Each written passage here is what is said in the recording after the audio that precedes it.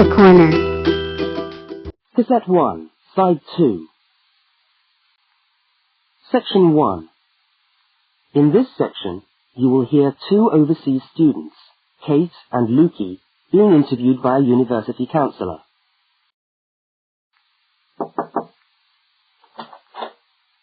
Hi there, Kate. Come on in. How are you today? Fine, thanks. Hi, Lukey. How's things? Okay. Well, as I explained on the phone, I'm a counsellor here at the Student Services section of the university. And I'm interviewing overseas students to help me draw up a guide for new students. So I'd be grateful if you could tell me a little about your time since you've been here in Cambridge. Right. Now, Kate, let's start with you. Okay. This is your second semester, isn't it? Could you tell us something about your first impressions of the town when you arrived? Yeah. Well, first of all, I was struck by how quiet it is here in the evening. Yeah, I suppose Cambridge is a quiet place. Where did you live when you first arrived? Well, I went straight into student accommodation. It was a kind of student hostel. Ah, right. So, you didn't have to worry about doing your own cooking or anything like that? No, but sometimes I wished I had. The food at the hostel was awful. Oh, dear. But how were the other students? To be honest, I haven't managed to make many friends, even though the place is full. People seem to keep to themselves. They're not really very friendly. Oh, I'm sorry to hear that. Well, what about the actual course? You're studying, I'm doing a master's by coursework in environmental studies. Oh, right. And how are you finding that? Yeah, well, it's been pretty good, really. I've enjoyed the course, but I feel there hasn't been enough contact with the lecturers. Oh. They all seem to be incredibly busy. The only chance I've really had to talk to them was on the field trip. Well, that's no good. Mm-mm. Could anything be done to improve the course, in your opinion? Well, I think it would be helpful to have meetings with lecturers on the course. Say, once a fortnight, something like that. Regular meetings? Uh-huh. Yes, that could certainly help. Now, Kate, we'll come back to you in a minute, but I'd just like to ask Lukey some questions. Before they continue the interview, look at questions 6 to 10. As you listen to the rest of the interview, complete the note. Lukey, where are you from? I am from Indonesia. And how did you find Cambridge when you first arrived? Well, I like it here. I think the city is very beautiful. What about your accommodation? Was that okay? Yes, okay. At first, I stayed with a family for 3 months. They were very kind to me, but they had 3 young children, and I found it difficult to study. Right, I see. So after 3 months, I moved out, and now I live with 2 other students in a student house. It's much cheaper, and we like it there. Good. And, what about your studies? What are you studying? I'm doing a Bachelor of Computing. Computing, I see. Apart from the language difficulties, if you can separate them, how have you found the course? Okay, but... Yes, go on. Well, the main difficulty for me is getting time on the computers in the computer room. Ah. It's always busy, and this makes it very hard to do my practical work. Yes, I'm sure it would. Can you reserve time in the computer room? No, you can't. But it would certainly help if we could reserve computer time. Yes, I'll look into that and see if something can't be done to improve things over there. Now, let's go back to Kate. Section 2. You are going to hear a radio talk about buying a bicycle.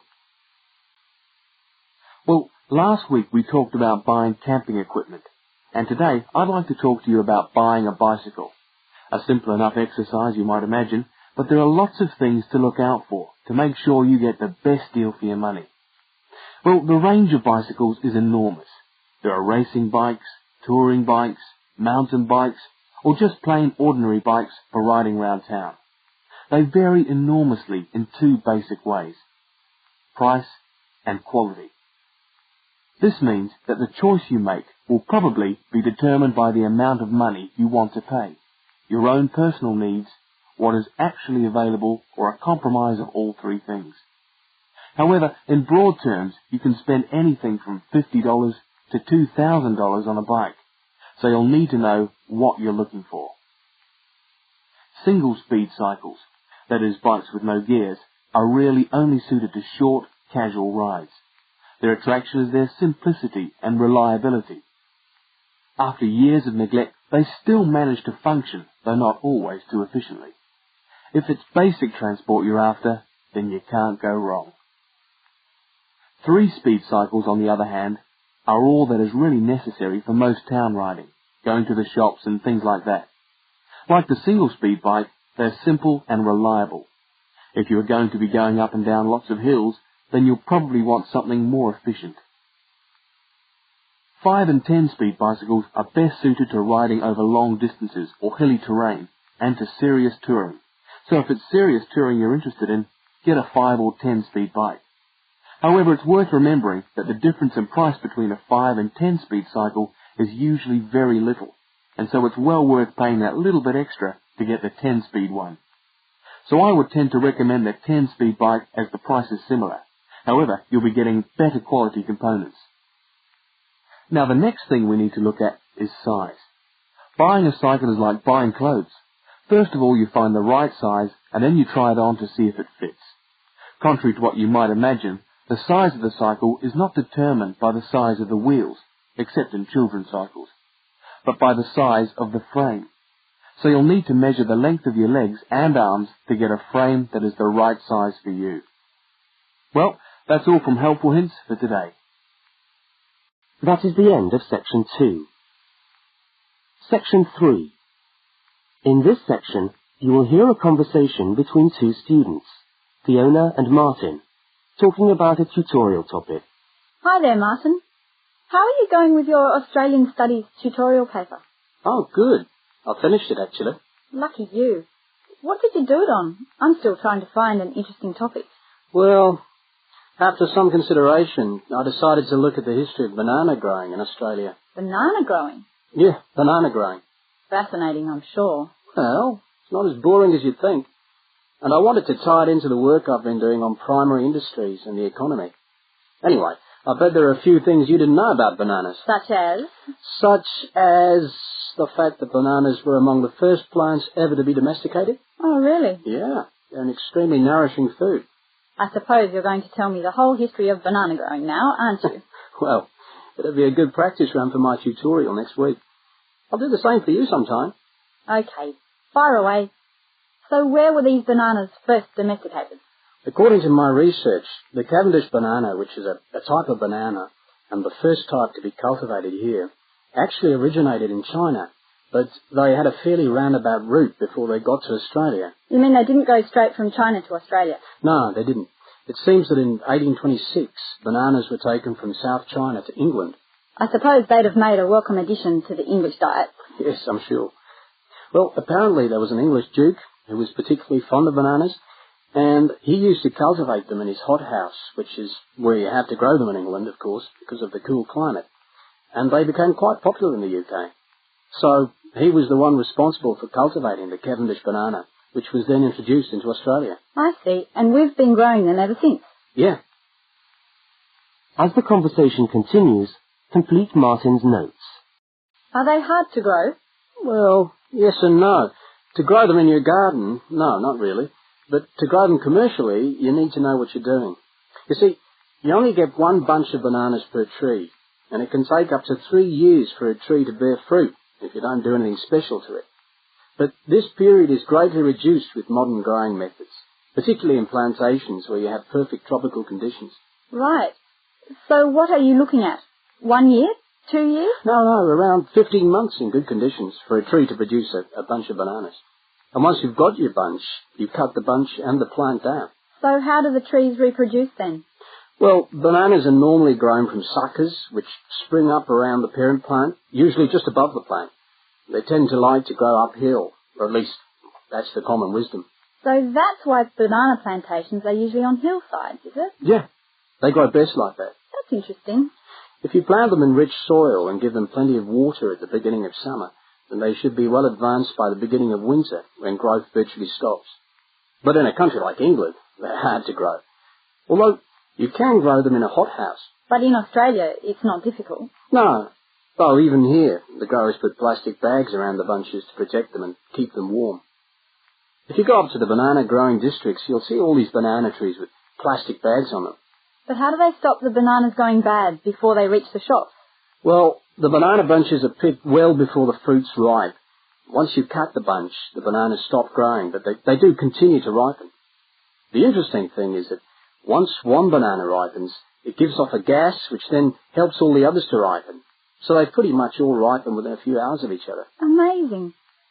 So do we export lots of bananas overseas to Europe and Asia, for instance? Well, oddly enough, no.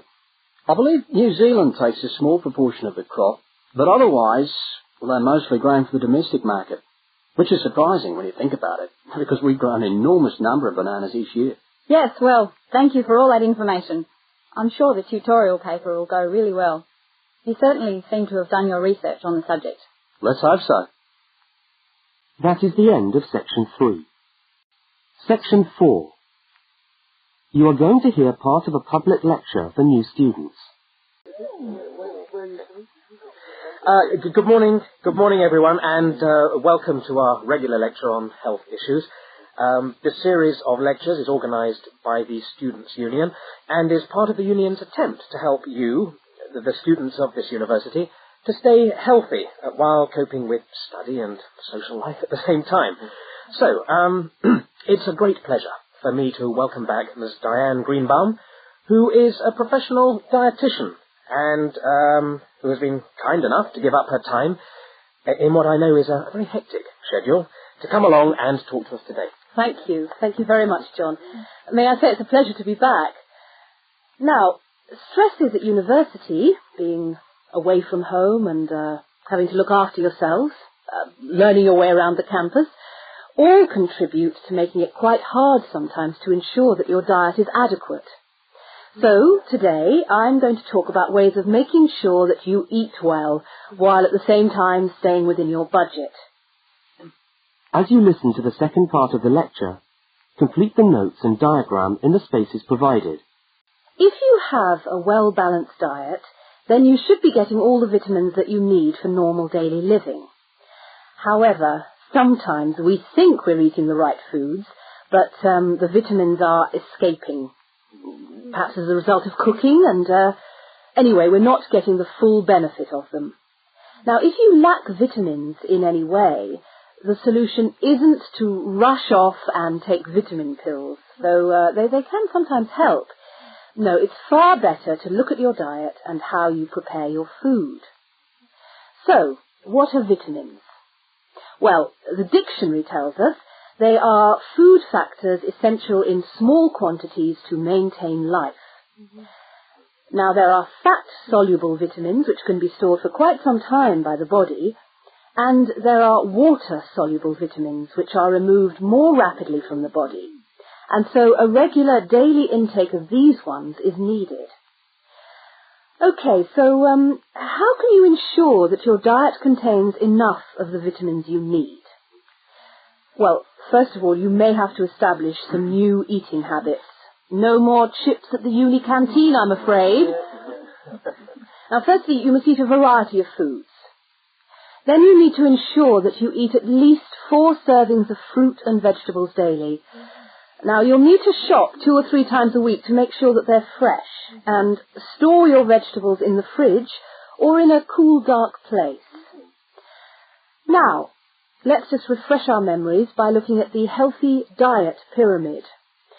Okay, can you all see that? Good. Well, now, as you see, we've got 3 levels to our pyramid. At the top, in the smallest area, are the things which we should really be trying to avoid as much as possible. Things like, sugar, salt, butter, all that sort of thing. Next, on the middle of our pyramid, we find the things that we can eat in moderation.